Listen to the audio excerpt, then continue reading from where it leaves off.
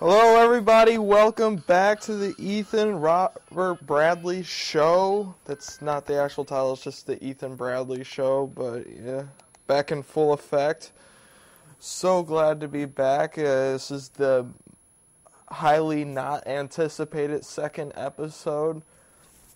It's not how I planned to do the second episode. The reason why there was such a long delay for a second episode, it was I was trying to find co-hosts or people to interview. I had that set up today.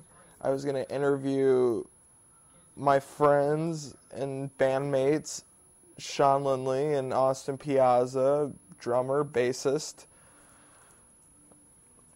And we were going to shoot the breeze about music and all kinds of stuff, and it was going to be a good deal. Unfortunately, there was some scheduling conflicts, and that will be rescheduled. It will happen, though. A lot has happened since the last episode. A lot has happened.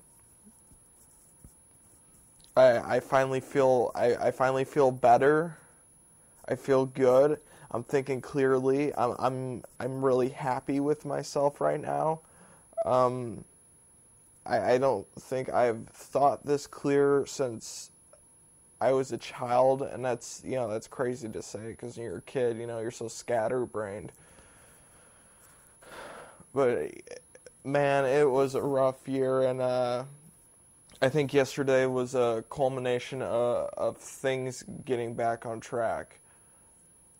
A sign, I should say. It was a sign of things getting back on track. I saw my brother for the first time in a year, and that was really exciting. We went to a ball game yesterday, and it was a really good time. He brought his friend with him, and this is his one friend that I tolerate, that I actually get along with, that I think is cool. And we just had a great time. We joked around, had fun, and had some, serious moments where it was things that need to be said, but I'm glad they were said. And, hopefully me and him can continue to rekindle our relationship as brothers. He's more than a brother to me. He's like a best friend. We moved a lot growing up, so it was always just me and my brother. That was all we had. So it was really hard when he left last year, and a lot of problems ensued afterwards. But this show's not to be negative. I don't want to go on a negative rambling about my personal life. I try not to talk about my personal life, but there's no guest, so I mean, what the fuck else am I gonna do? I have not felt this good in at least a year, and it's so great. It's just like how much difference a clear head makes. Like I can control my thoughts again. I'm able to move things and separate them in my head and not get stuck on things or obsess like I was. And I was obsessing, and that's why things got so bad. I didn't bullshit my brother and his friend yesterday. They asked how I had been. I said, look, I'm going to be honest with you. I went through a really, really dark time, and I'm going to be honest with you all. I went through a really, really, really dark time. But the people who have stuck by my side and have supported me, I want to thank them. You know who you are, because you're probably listening to this. That's kind of the sad thing about the show is only my friends really listen. I've tried networking this, and it's not working whatsoever. I got 31 views. I don't know how many times it's me just checking in to see how many views I've gotten on YouTube and how many of them are my friends. My brother and my friend told me they listened to the first episode and they really liked it. So, thank you. Quick shout out to Mick and Nick. Had a great time yesterday, guys. Hope to do it again. The first episode was a learning curve. I've done podcasts before. One of the people who I was going to interview today, Austin Piazza, me and him did a podcast one time, and it's only in me and him's possession. We could release it virally anytime, but it's only in our possession. It had its good moments, its bad moments. I feel personally that it went better than the first episode of the Ethan Bradley show, just because I had somebody to talk to, somebody to bounce ideas off of. I'm more interested in interviewing these people I know and growing a deeper understanding for them, at the same time evolving ideas.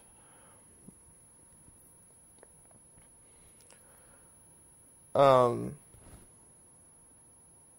that's what's going on with me. I hope anyone who hears this is glad to hear it. This is not the first attempt that I made at recording the second episode. I tried days after recording the first episode, and it was so awful. I was so distraught.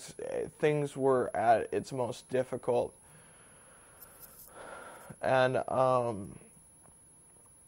it just was really bad. I ended up just playing music the whole time towards the end. Just the last 30 minutes was me playing music, and my computer wasn't working right whatsoever, so I couldn't talk about any stories in the news. But the computer is working well today, it seems, so let's get going. One story I want to talk about in particular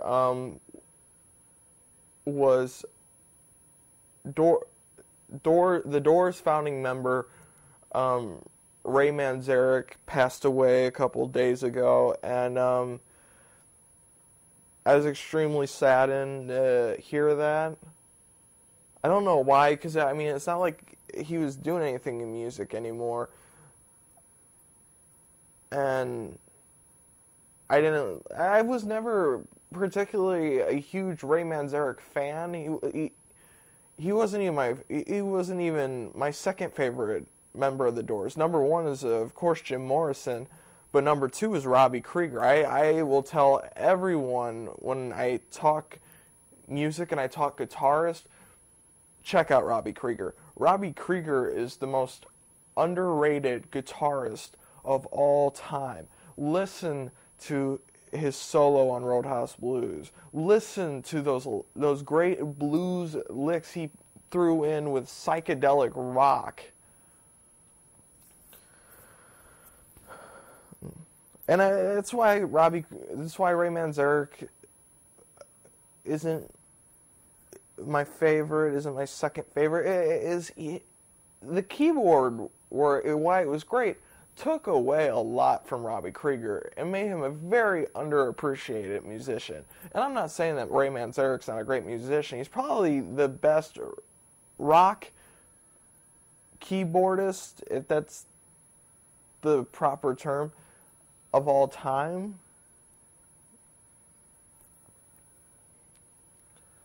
But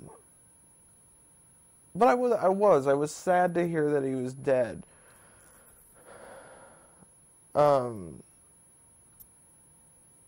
But, you know, he was up there in years, and he was sick, and it's just his time to go. I was contemplating if I would play Doors songs throughout the show or not. I am thinking that we'll have two songs of the day, and one will be a Doors song, and then the other will be another song of my choice. The Doors, though, Robbie Krieger, he was a very underappreciated guitarist. that band is very underappreciated in general.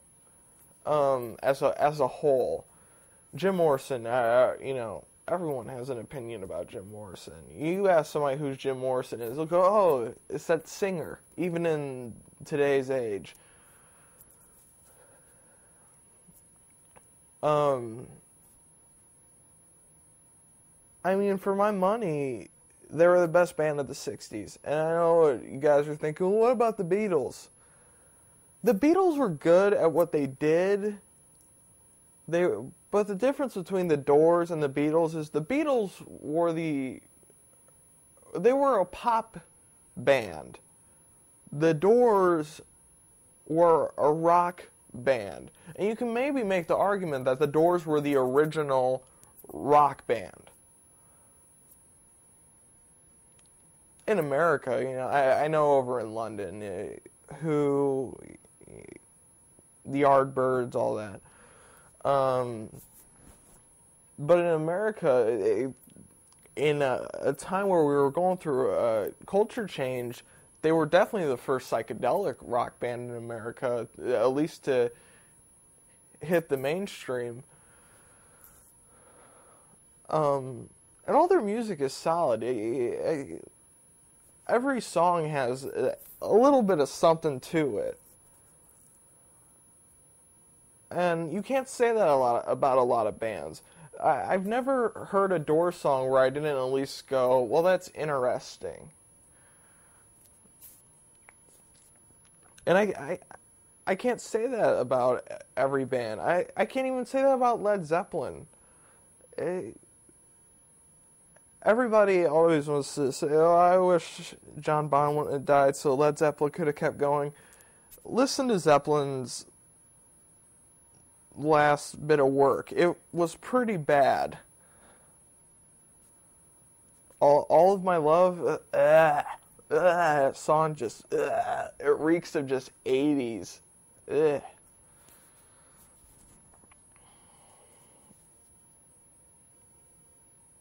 But every song from the Doors intrigues me. I have a little bit of a connection to the Doors, though, because that was the first rock band I got into. That was the first band I heard, and I actually liked it, because growing up, my dad would always play classic rock radio. We were in the car and all that, or he was working in the garage, or around the house, whatever, he's always playing classic rock. And I didn't really like any of these bands at first, because at home with my mom, constantly played country, so that's how me and my brother grew up at first. And I heard Break On Through to the Other Side one time.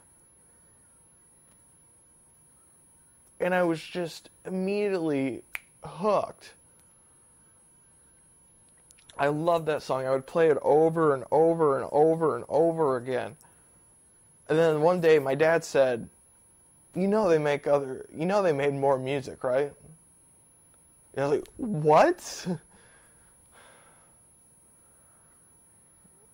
They play Light My Fire, Riders on the Storm, Touch Me, The End, Roadhouse Blues, amazing song, Peace Frog. And those are their hits,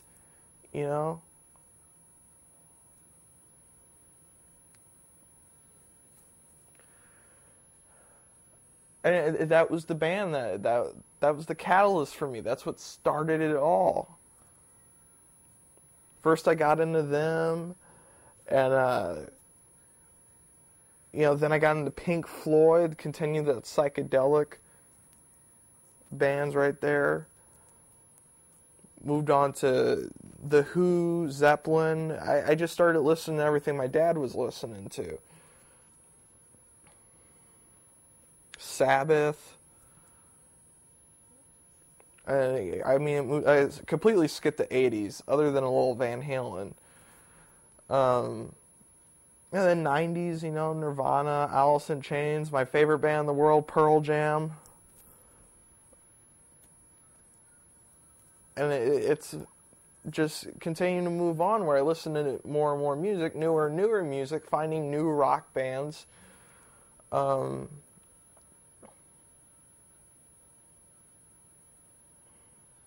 and it all started with the Doors. So, and I don't know if it wouldn't have been for the Doors that would have changed, if I wouldn't still be a country bumpkin. And the older I got, the more I understood the Doors. I didn't understand Break On Through to the Other Side when I was 11 years old. But then I learned about perception and altered states and dimensions. And then it was... because I kind of stopped listening to the Doors. But then once I started learning about all that stuff again, and I applied it with the Doors, I was like, that's what they're talking about. You could definitely make the argument that they were one of the first American bands, if not the first American band, to put a message in their music. Of course, there's, I guess Bob Dylan, and blues musicians before them, but rock-wise, they were the first ones to do that. At least in America, like I said, I know the Beatles, Pink Floyd, Yardbirds, who became Led Zeppelin. I know. So it was sad to hear that Ray Manzarek went. He passed away. I don't know where he went. That's the thing. Since I've gone through this metamorphosis in my head where I'm just like able to free think again. I don't necessarily know if I'm an atheist anymore. I'm definitely not a Christian. I'm not Catholic, I'm not Jewish, I'm not Muslim, Hindu, none of that.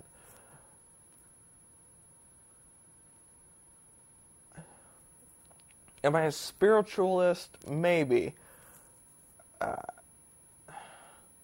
I believe that there's more out there in the, time and space, and it's ever expanding and always growing. But I don't know what happens when we die. And how I look at it is like, I'm just going to have to play by ear, One day I'll find out. Or I guess I won't, you don't know. But, once again, I got to thank Ray Manzarek and the rest of the band, the Doors, for helping me get into rock music. And if it wasn't for rock, I wouldn't have made it, man. There's so many times where I just need to come home and just blast the fucking stereo.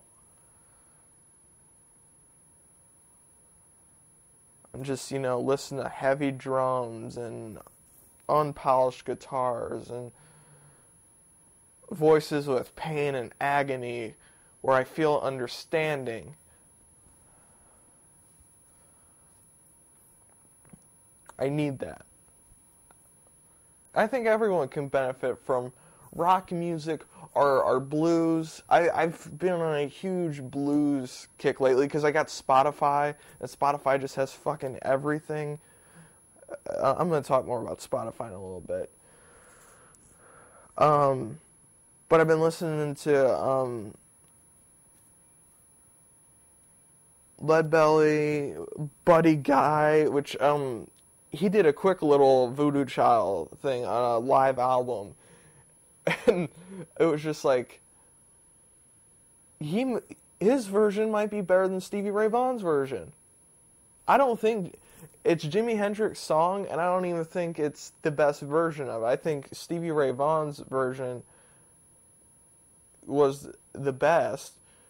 But Buddy Guy doing a full Voodoo Child, I don't know, man, because that beginning was amazing. And then he transitioned into Sunshine of Your Love from Cream.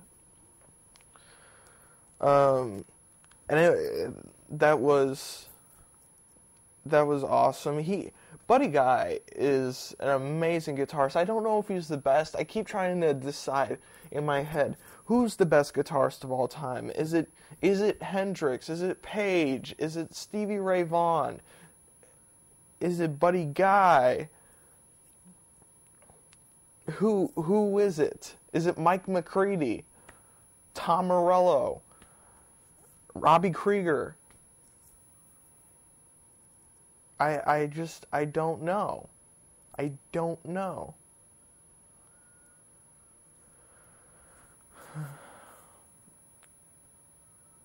Stevie Ray Vaughan, though, that guy just does an amazing job of did an amazing job of covering Hendrix.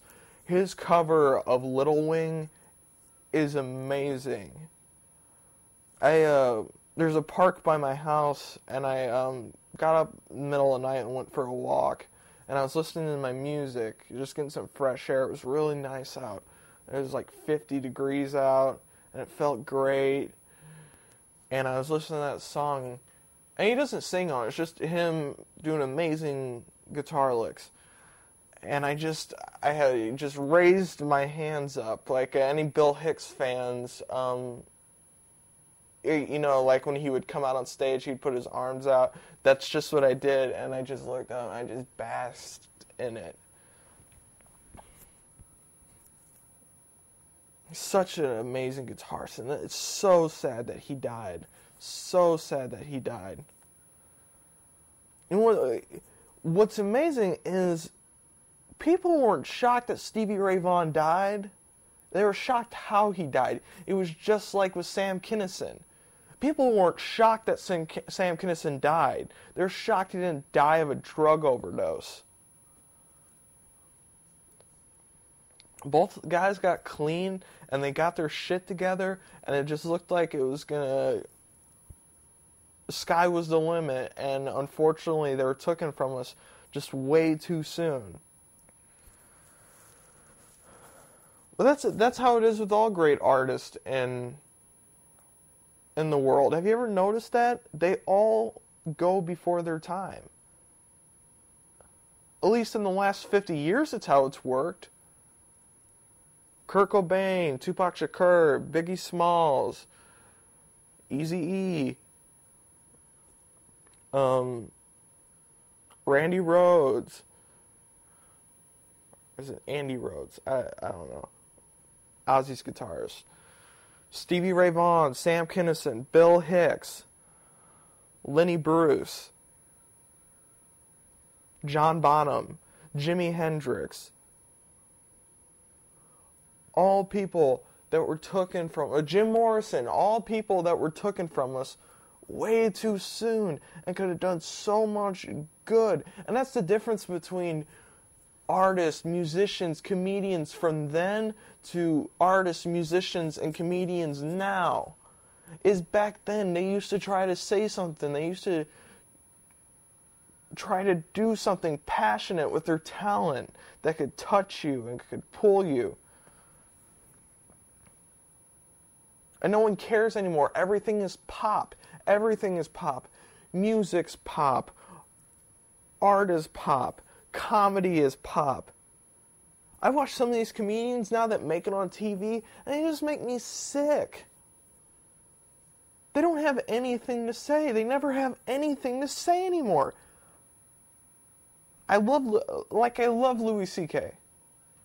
I love Louis C.K. I do think he's a genius, even though he goes up and rambles like a retard. There is genius to it.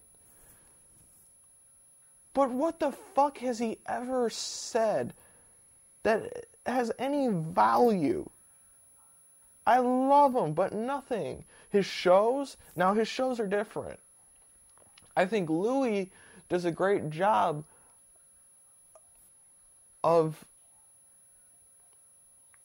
showing depression from a very personal point of view.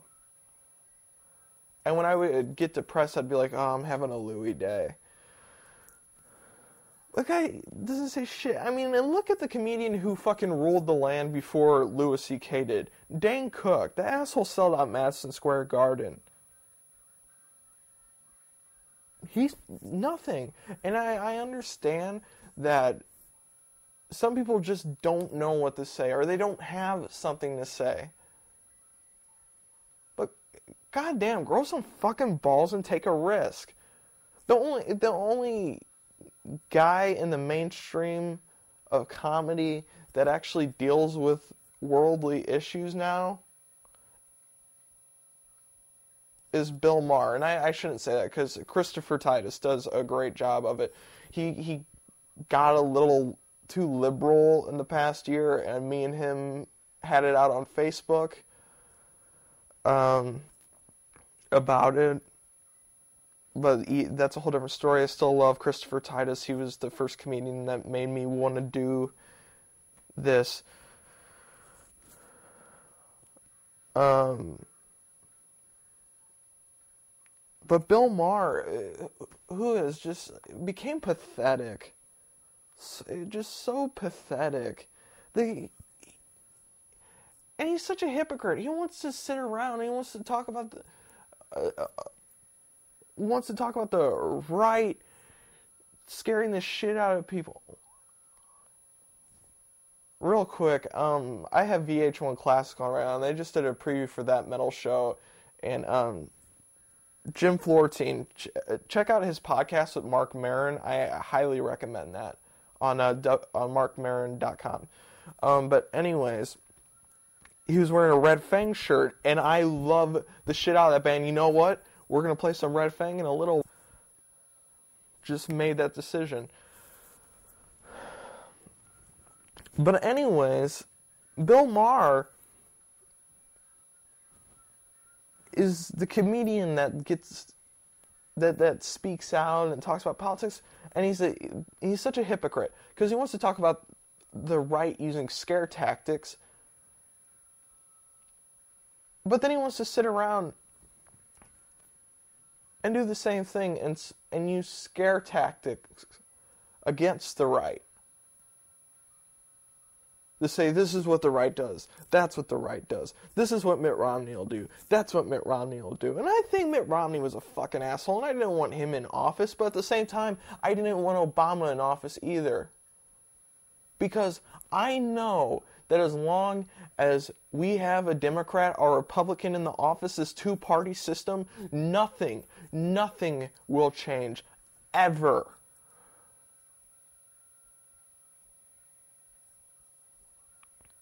And Bill Maher used to know that. Bill Maher was the one who taught me that.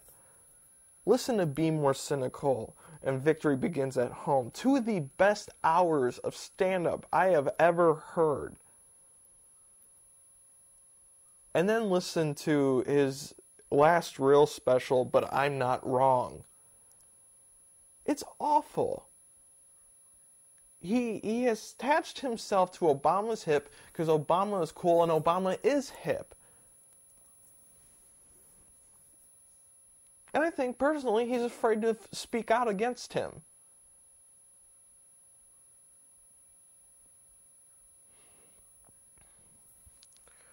I don't know.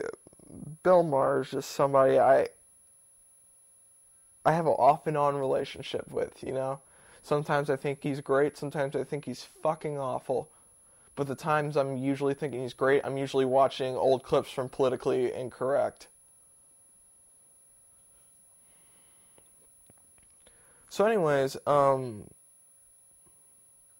were talking about blues earlier, and I had gotten off topic. I think blues is some of the best music you can listen to. It's definitely the realest music you can listen to. It talks to you. It talks to the soul. And maybe I like it because it's always very guitar-eccentric, and I love the guitar. But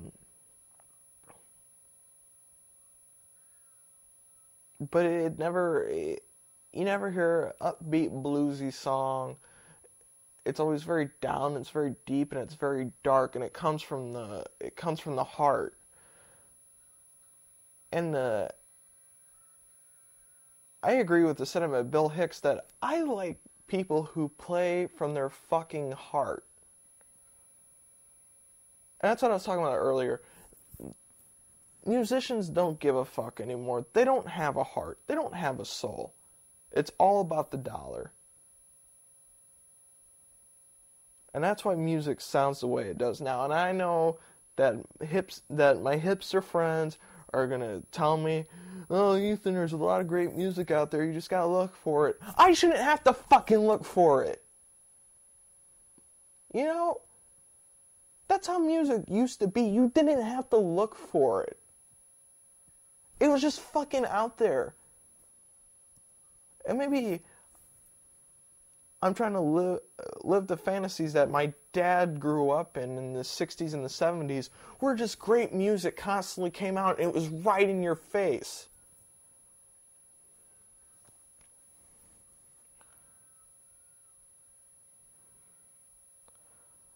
I know there's great music out there, and there's so many new bands that I love. Red Fang, a band I'm going to play later, kicks fucking ass. Dave's Pawn Shop, they're another great band who has a new EP that just came out. I can't wait to listen to it.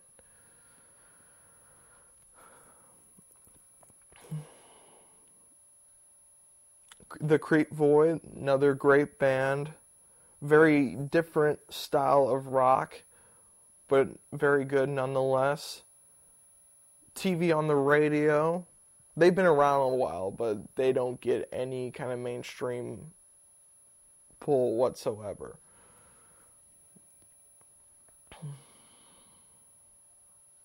Who else am I forgetting? Noiseheads, great band, coming out with a new album very soon called 1994.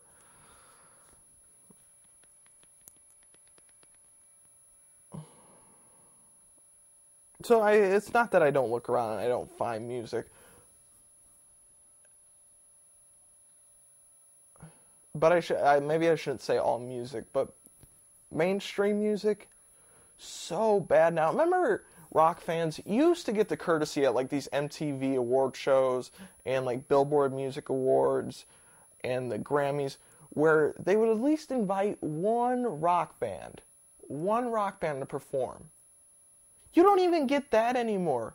The Billboard Awards didn't have one fucking rock band. By the way, that thing was a fucking travesty. Oh my God. Did anyone see that guy that just like fucking leg drop that girl while jumping across stage? That was insane.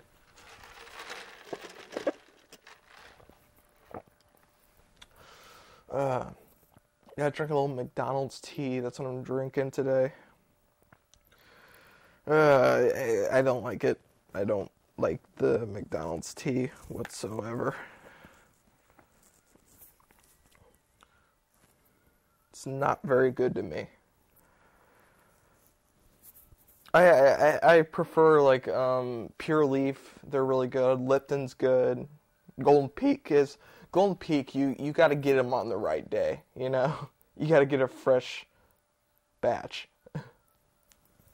Because otherwise it has this very just bitter taste to it. Well,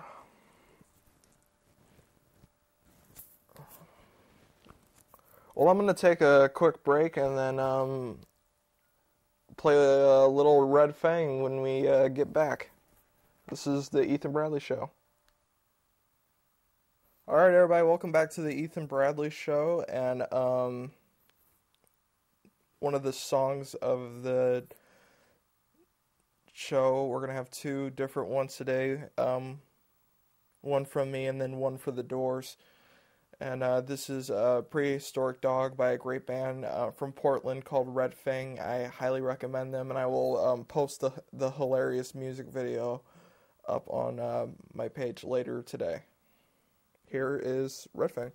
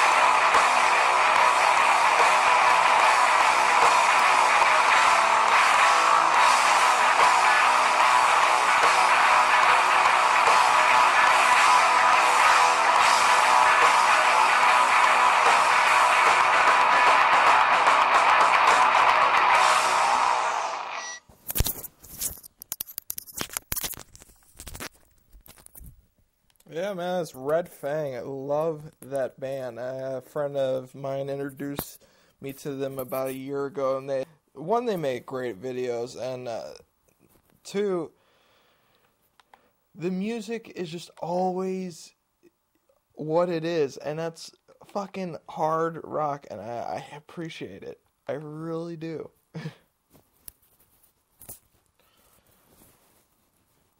There's no ballads from these guys. I love them. One thing I wanted to touch on before I play the Doors song is the events that happened in Oklahoma, the tornado, the touchdown, and ravished the land. It's sad that it happened. I'm glad I didn't have any family in Oklahoma. When I heard Oklahoma in general, I immediately thought of Bill Hicks' great quote, "Oklahoma, where they think the Marlboro Man's a pussy."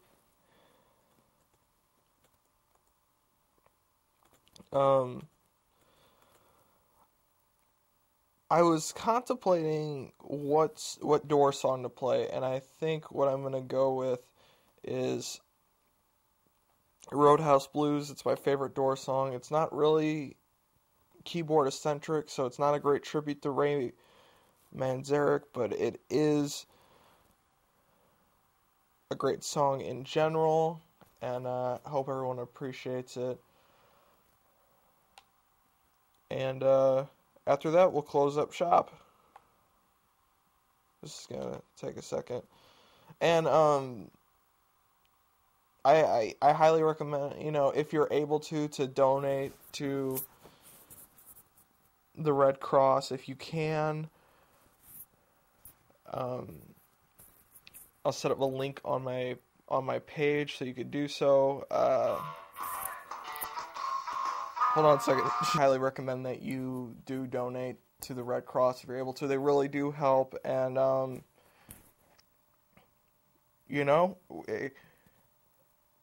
we're people and we need to support one another. That's how I think. You take care of someone else will take care of you. That's how it works. So, here's the Doors, Roadhouse Blues. I guess rest in peace, Ray Manzarek. I don't technically like singing rest in peace. But, long live the Doors.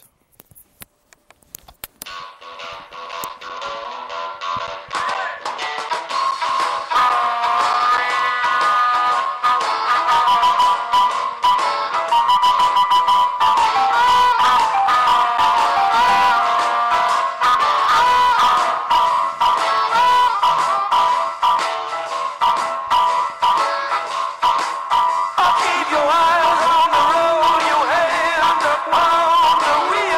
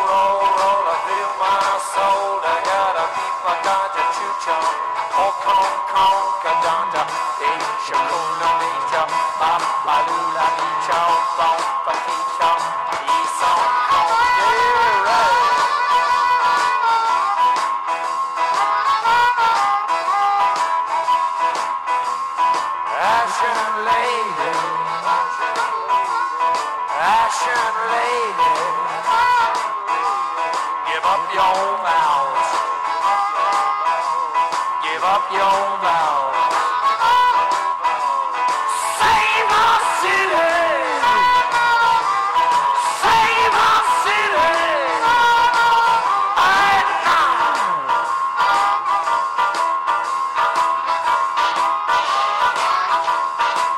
And I woke up in the morning, I got myself a beer. And I woke up in the morning and I got myself a beer.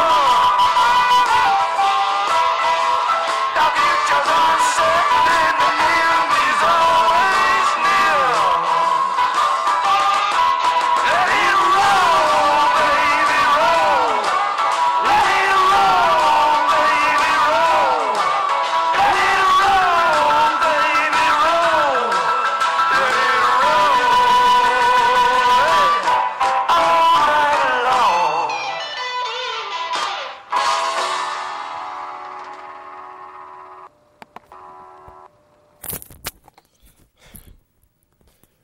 Man, that is such a great song, and I was wrong. That's actually very keyboard-centric. But they played off one another really well. Everyone in the band did. John Desmore, I think people forget about him. He's a really good drummer. Great rhythm. But Robbie and Ray actually did a great job of just back and forth. And I hope me singing in the background wasn't too distracting. One kind of quick service announcement is I recently quit smoking. After me going on for about 15 minutes in the first episode 3 weeks ago, how I would never quit smoking. Well, I have, and I do miss them. They all look really good. Every last one of them. Sorry, I was channeling Bill for a minute. So I wanted to see how loudly I could scream. It's weird not having a cigarette. It really is. I feel like I've lost a bit of edge since I quit. But, you know, oh well, I guess I have prolonged life now, but the thing is, like Bill Hicks once said, I just quote him all the fucking time. Who says prolonged life is a good thing? And, you know, we're gonna close it out here. I don't know when episode 3 is coming. I would like to have it up by Saturday, next Saturday. I'm gonna be visiting with a great friend of mine. I'm not going to release his name because when he was on my original podcast, he used the alias. So I'd most likely do that again. But he's a very interesting person. Anyone who knows him knows that he is, and has great political insight. A lot of times comes off smarter than me.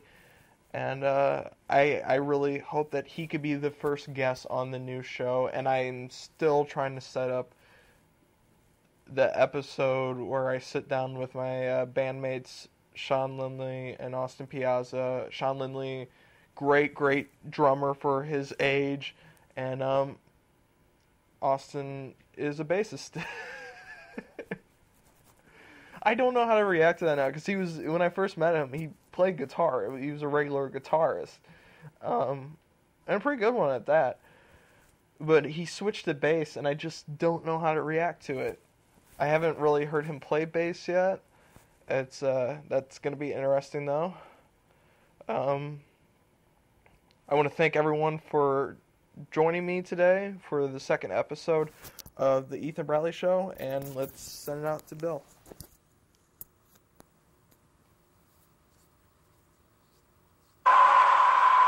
Fantastic, and I hope you enjoyed it. There is a point. Is there a point to all this? Let's find a point. Is there a point to my act? I would say there is. I have to. The world is is like a ride at an amusement park. And when you choose to go on it, you think it's real, because that's how powerful our minds are. And the ride goes up and down and round and round. It has thrills and chills, and it's very brightly colored, and it's very loud. And it's fun for a while. Some people have been on the ride for a long time, and they begin to question, is this real, or is this just a ride? And other people have remembered, and they come back to us, and they say, hey, don't worry, don't be afraid, ever, because this is just a ride. And we kill those people. Shut him up. We have a lot invested in this ride. Shut him up. Look at my furrows of worry. Look at my big bank account and my family. Has to be real. It's just a ride. But we always kill those good guys who try and tell us that. You ever notice that? And let the demons run amok? But it doesn't matter, because it's just a ride. And we can change it anytime we want. It's only a choice. No effort, no work, no job, no savings of money. A choice right now between fear and love. The eyes of fear want you to put bigger locks on your door, buy guns, close yourself off. The eyes of love instead see all of us as one.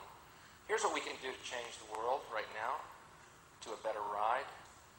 Take all that money we spend on weapons and defense each year and instead spend it feeding, clothing, and educating the poor of the world, which it would many times over, not one human being excluded, and we can explore space together, both inner and outer,